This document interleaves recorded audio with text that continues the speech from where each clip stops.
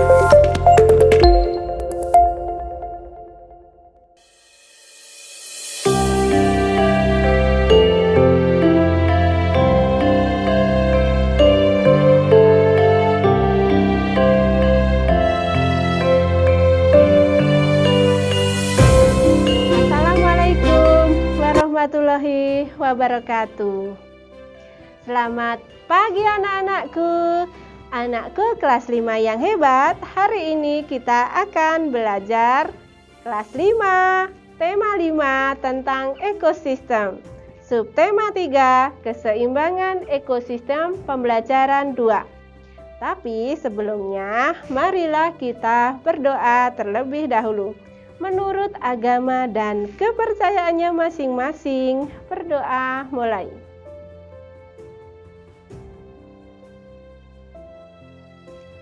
Selesai.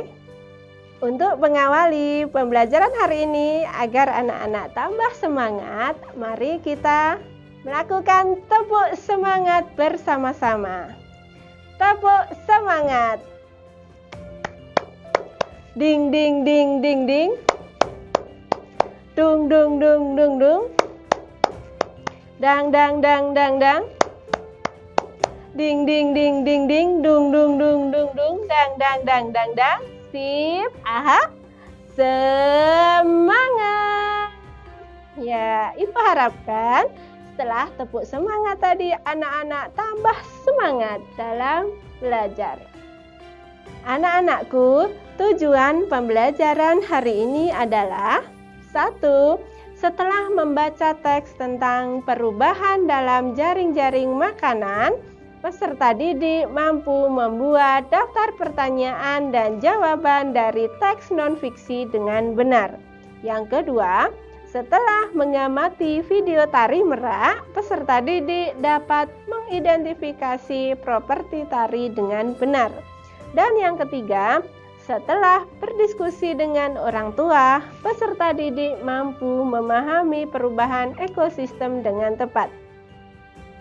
Anak-anakku, buka buku kalian, kemudian simak bacaan berikut ini. Perubahan dalam jaring-jaring makanan. Alam senantiasa berubah. Setiap makhluk hidup di alam juga akan berubah. Perubahan pada satu bagian dari sebuah jaring-jaring makanan akan mengubah bagian yang lain. Pada musim hujan, ketika tumbuhan tumbuh subur, tanaman padi pun tumbuh subur. Meningkatnya jumlah tanaman padi pada ekosistem sawah akan meningkatkan jumlah hewan atau konsumen yang memakan padi, misalnya tikus sawah. Peningkatan jumlah tikus sawah akan meningkatkan jumlah salah satu hewan pemangsanya, yaitu ular sawah. Ular sawah adalah mangsa dari hewan yang lain, misalnya burung elang. Oleh karena itu, jumlah populasi burung elang pada ekosistem sawah tersebut akan meningkat dan demikian seterusnya. Rantai makanan sebagai bagian jaring-jaring makanan pada sebuah ekosistem tidak akan terputus selama semua bagian dari rantai tersebut tetap berperan. Rantai makanan di sawah akan terus terbentuk selama makhluk hidup penyusunnya ada. Jika salah satu dari penyusun rantai makanan tersebut tidak ada karena berbagai faktor, penyusun rantai makanan lain akan terganggu. Jika tidak ada padi, tikus sawah akan kelaparan. Ular sawah pun demikian, sehingga burung elang pun kesulitan mendapatkan makanan.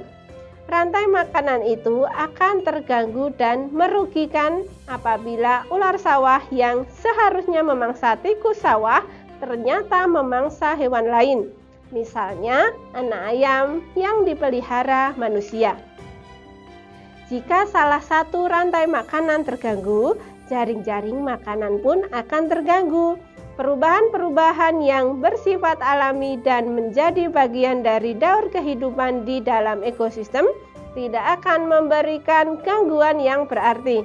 Hal itu disebabkan perubahan-perubahan tersebut berlangsung lambat.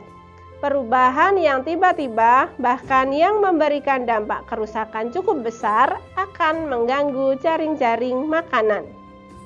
Bencana alam, pencemaran lingkungan, kebakaran, atau bahkan pemanasan global biasanya akan mengakibatkan terganggunya jaring-jaring makanan. Di antara perubahan-perubahan tersebut, pencemaran lingkungan dan pemanasan global memberikan dampak yang terbesar terhadap perubahan pada jaring-jaring makanan. Anak-anakku, sebagai lembar kerja yang pertama, anak-anak tuliskan pertanyaan dan jawaban dari bacaan tadi. Kemudian masing-masing paragraf buatlah 3 jawaban dan 3 pertanyaan. Masukkan dalam tabel berikut ini. Selanjutnya, anak-anakku, Ibu ajak untuk mengamati video tari merak. Selamat menyaksikan.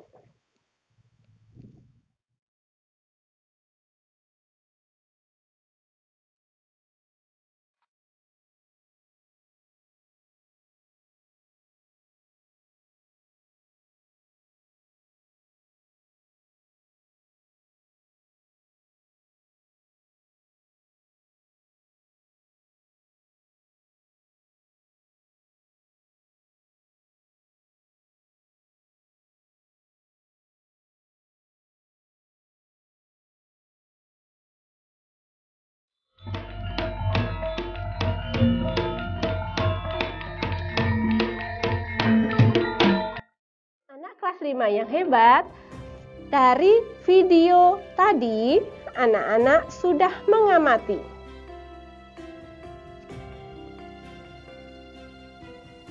Anak-anakku, setelah mengamati video tari merak tadi, untuk lembar kerja yang kedua, buatlah daftar dan cari tahu fungsi setiap properti tari yang dikenakan oleh penari.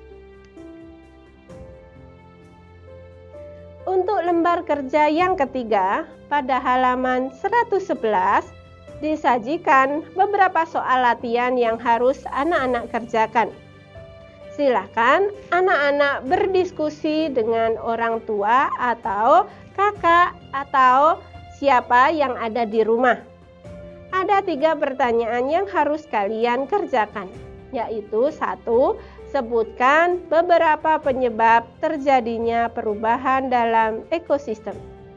Yang kedua, sebutkan kegiatan di sekitar tempat tinggal kalian yang dapat mengakibatkan perubahan ekosistem. Jelaskan alasanmu. Yang ketiga, sebutkanlah beberapa penyebab terjadinya perubahan dalam ekosistem. Perubahan manakah yang paling sering terjadi di sekitar kalian? Tulis di buku tulis kalian dengan rapi. Kemudian kumpulkan pada Bapak atau Ibu guru. Hari ini kita sudah belajar 3 hal, yaitu membuat daftar pertanyaan dan jawaban dari teks non-fiksi yang kalian baca. Yang kedua, anak-anak sudah dapat mengidentifikasikan properti tari. Dan yang ketiga, anak-anak sudah bisa memahami tentang perubahan ekosistem. Demikian pembelajaran hari ini. Sampai jumpa di pembelajaran selanjutnya. Tetap di rumah semangat belajar. Taati perintah orang tua, laksanakan ibadah, dan selalu bersemangat.